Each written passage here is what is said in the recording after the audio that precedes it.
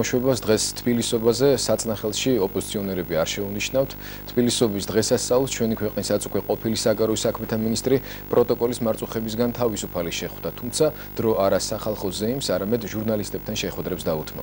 სალომე ზურაბიშვილის სამომავლო გეგმებზე გუშინ არა მხოლოდ ქართულ მედიასთან საუბრობდა. სამშობლოში დაბრუნებულ ემიგრანტს ახლა ყველაზე ხშირად სიტყვა ქაჯების განმარტება უხდებოდა. პირველმა ადამიანმა, რომელმაც საქართველოს ორმაგი მოქალაქეობა მიიღო, ახლა საფრანგეთი წინაპრების სამშობლოს სასარგებლოდ საბოლოო დათმო. სალომე ზურაბიშვილი აცხადებს, რომ საქართველოში რჩება და ქვეყნის პოლიტიკურ ცხოვრებაში აქტიურ მოღვაწეობას იწყებს. ყოფილ თანაგუნდელებს ქაჯებს უწოდებს და მათ წასვლას წინასწარმეტყველებს. ჩვენი კორესპონდენტი მაია ასათიანი არკვევდა თუ რა დეტალებში იმალება ეშმაკი, პოლიტიკური ბანკოს წყობა და ახალი ოპოზიციური სახე ჩვენი ქვეყნის დროებაში.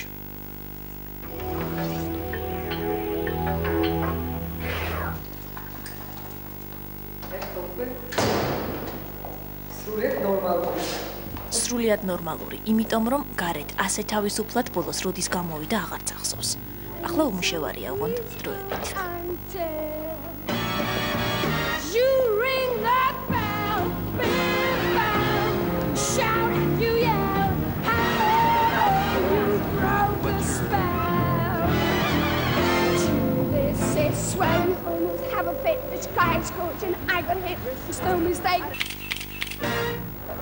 თავისუფლებას როგორ იგებოა? გადასარევი. არიცი სულაც არის თუ არა ეს გამოთქმა, მაგრამ ფამილში არის რომ ეშმაკი დეტალებში იმყოფება. ეშმაკი დეტალებში გამოჩნდა. ოღონდ უფრო გვიან. საგარეო საქმეთა მინისტრი აუცილებლად დასაძახებელია ბიუროზე, ფრაქციაზე, რათა ერთხელ და სამუდამოდ მოგვარდეს ეს პრობლემები და ჩვენ ვერ მივცემთ უფლებას ვერავის, ვერც ერთ ჩინოვნიკს რო ის წარმატებები, რომელსაც საქართველოს აღმასრულებელი ხელისუფლება აღწევს საერთაშორისო სარბიელზე და ეს ხშირად და უმეტეს ნაწილად არ არის საგარეო საქმეთა მინისტრის დამსახურება, ვიღაცების დაუდევრობის გამო გადაესვას ხაზი და მოხდეს ის, რაც არ უნდა მოხდეს. დათო კირკიტაძის დასაბარებელი მინისტრი სანამ დაუდევარი გახდებოდა და საქართველოდან რუსეთის ბაზების გაყვანის შესახებ შეთანხმებას ხელს მოაწერდა, ახალი რევოლუციური საქართველოს საიმიჯო სახე იყო. საფრანგეთში გაზრდილი, ქართულად ფრანგული აქცენტით მოლაპარაკე, დიპლომატი დათან წარმატებული. ეს ცნობილი კადრებია, საქართველოს პრეზიდენტი ჟაკ შირაკს ქალბატონი მინისტრის სამშობლოსთვის დაბრუნებას თხოვს. ის რომ ზურაბიშვილი ცოტა დაუდევარი იყო, მაშინ შირაკმა ახალგაზრდა პრეზიდენტს ალბათ დაუმალა. სააკაშვილს არც მომავალი მინისტრის მობილურ ტელეფონზე დაგროვილი მის თქოლები უნახავს, თორემ ასეთი განცხადება იქნებ არც გაეკეთებინა. და ვინ იქნება პრეზიდენტი? სააკაშვილი, ზურაბიშვილი თუ ვინმე სხვა? ამას ნიშნობა არა. ეს ისე გეხუმრეთ ხო?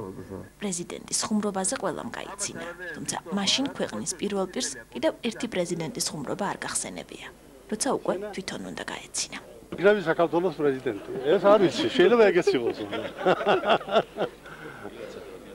მე უზნეობად მივიჩნევ პრეზიდენტ შევარდნაძის მთავრობაში ჩემს შემდგომ ყოფნას.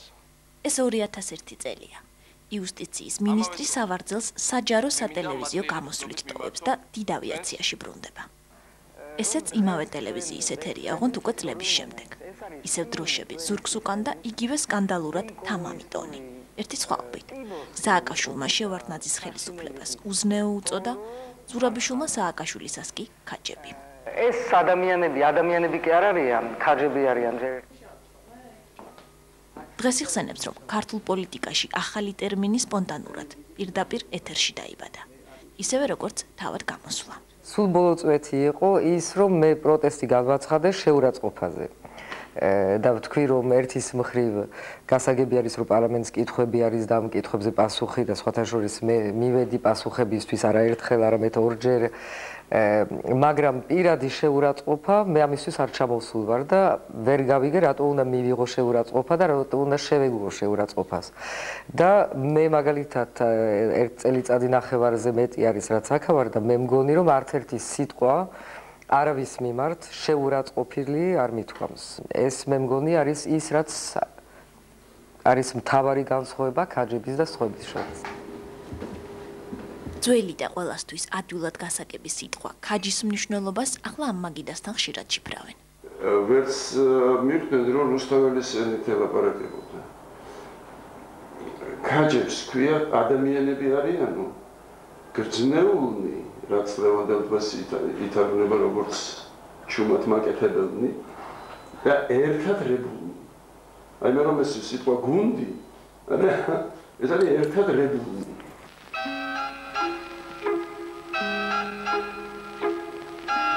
ვერსიას, რომ დასტაში ზედმეტი ბანკოს ნიშანი ტუსთან შეუთანხმებლად გაიჭრა, ოპოზიცია არ იზიარებს. ამ თამაში მოგების უფლება მხოლოდ ერთ კოზირს უნდა ჰქონოდა. სალომე ზურაბიშვილის გადაყენებაში გარემოცვამ გამოიცნო პრეზიდენტის სურვილები და ჭოჭმანის პროცესში მყოფ პრეზიდენტს ეთყობა დააჩქარებია გადაწყვეტილების მიღება. კომიკურია, როდესაც ნოღაიდელი აცხადებს, რომ გადაწყვეტილება მივიღე, ნოღაიდელი უბრალოდ მე მგონი დამლაგებლებს ვერ ნიშნავს იქ სააკაშვილის გარეშე კანცელარიაში, არათუ მინისტრის საგარეო საქმეთა მინისტრს ხსნის თურმე. მე ადრე ბატონ ლუკერიას ხაძარაძეს ვადარებდი ხოლმე და ბატონ გიგას მასშტაბები ბევრად უფრო დიდია და ერთ ადამიანში ვერ ეტევა ასე. მე ალბათ შევადარებდი მას ერთდროულად ლევან მამალაძეს და ცოტნე ბაკურიას. ეს სინთეზი მასში უფრო იგრძნობა. ხაზარაძეს იუმორი მაინც ჰქონდა კარგი კაცო.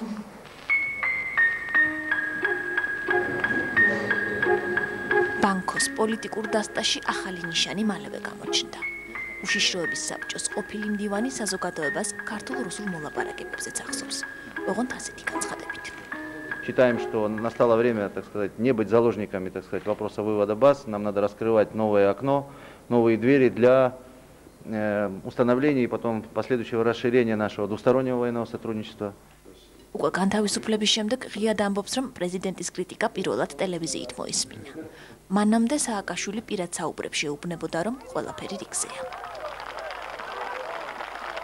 ეს სპონტანური განცხადება იყო, რომ მოდით ფაქტიურ საათზე შევხვდეთ. აბსოლუტურად. და იმ პროგრამის სრულიად შემთხვევით არჩეული. ყველაფერი სრულიად შემთხვევით იყო იმ მომენტში გადაწყვეტილი. და ბოლოს ვიგზენი, რომ არ შეიძლება ასე დამთავრება, რომ რაღაცა უნდა რაღაცა პირველი იმედი ყოველ შემთხვევაში მივცე. სპონტანურ ნათქვამზე რამდენიმე 1000 მოვიდა.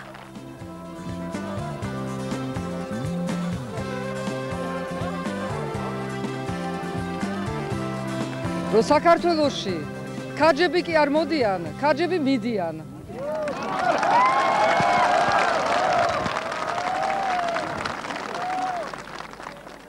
რევოლუციური მთავრობა ასეთ თავყრილობას ერთი ხელისუფლების მიერ უკვე გამოცდილი მეთოდით ირონიით შეხვდა. შკარად ჯანდაცვის მინისტრის კომპეტენციაში გადადის ის ყველა. პოლიტიკური შიზოფრენია ბატონ გამყრელისგან გადაედო ქალბატონ ზურაბიშვილს თუ ქალბატონ ზურაბიშვილისგან ბატონ გამყრელიძეს, მაგრამ ფაქტია, რომ ერთ და იგივე სტაციონარში სამწუხაროდ ორივე მკურნალობას.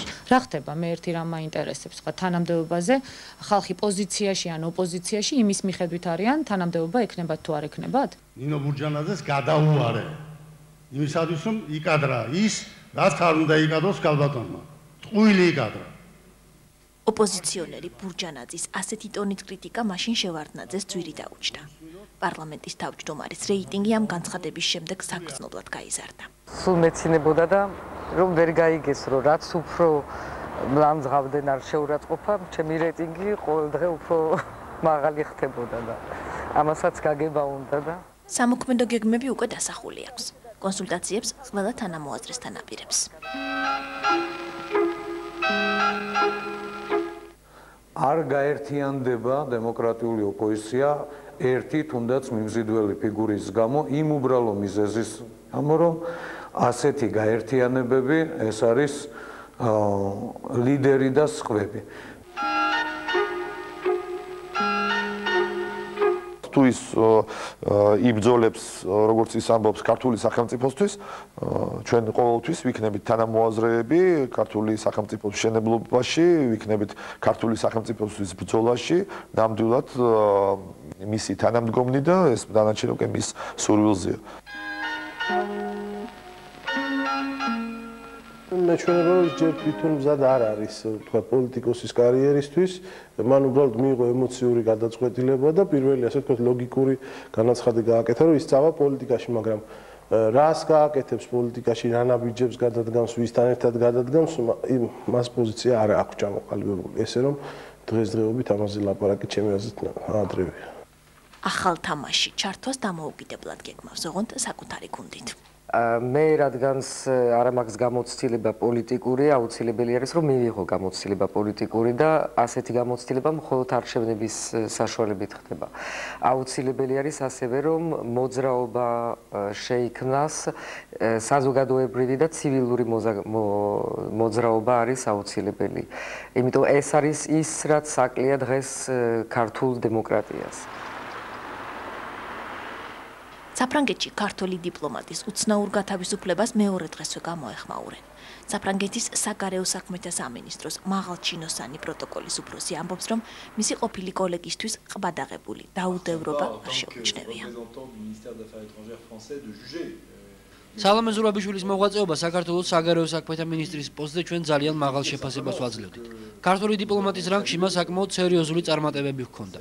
ყველა მისი ყოფილი თანამშრომელი დღეს ერთხმად ვაღიარებთ, რომ სალომე დიდი დიპლომატია. თავის დროზე ის გაეროში, ნატოსა და ევროსტრუქტურებში ხომ საფრანგეთს წარმოადგენდა. ეს ბოლო ნივთია, რომელსაც ხელისუფლებას ყოფილი მინისტრი დაუბრუნებს.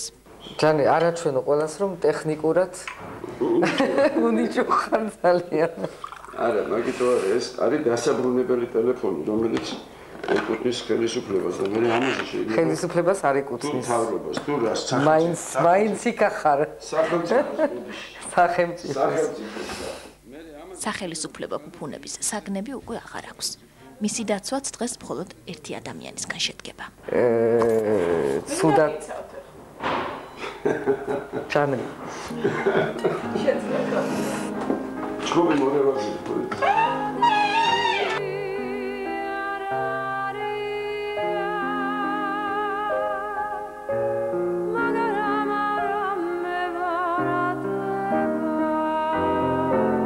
თეთრი ვარდები ხელში რატომ გეჭერეთ? იმიტომ ეს მომცეს, მაშინ მომართვეს თეთრი ვარდები. სიმბოლური არის. არ იყო ნამდვილად. ვარდები ხელში შეიძლება კიდევ დაიჭიროს, ოღონდ საკუთარ ჯვრის წერაზე. ეხლა დრო გვექნება, რომ ჯვარი დავიწეროთ. ხო? ჯვარი სვანეთში ადიშის ეკლესიაში, რომელიც ძალიან მიყვარს და ყველაზე ძველი ფრესკებია. იქ და ულამაზესი ადგილია. ჯვრის წერამდე გადამწყვეტი ბრძოლა იქნება, ყოველ შემთხვევაში თავად ასე ფიქრობს. იმ დროს იხსენებს, როცა ბაბუა ნიკო ნიკოლაძე მისივე აშენებული ქალაქიდან გააძევეს და დარწმუნებულია, რომ წინაპრების ბედი გაიზიარა. მაგრამ ზოგიერთები ჩემს თვალში არიან მუტანტები. ესე იგი, რომ გონია, რომ ადამიანი არის ახალგაზრდა, სხვა საზღვარგარეთაც იყონ, შეიძლება კიდევაც სადღაც ისწავლა და რაღაცა და უცებ იქცევა და აქვს ტერმინები, რომელიც არიან სუფთა ბოლშევიკური, მართლა გაუგებარი არის, იმიტომ დრო მაინც გავიდა. მაგრამ ეს არის მე მგონი სისტემა, ეს უკვე ადამიანებს არ ეხება. ნამდვილად აქვს იმ სისტემას ის ძალა, რომ გაცოცხლდეს რამდენიმე ჯერ. მარტო რომ არ არის გრძნობს. ახლა მეტი დრო აქვს, რომ სხვებს მოусმინოს. დარწმუნებულია, რომ ცვლილებები იქნება, ოღონდ ამჯერად ვარდების გარეშე.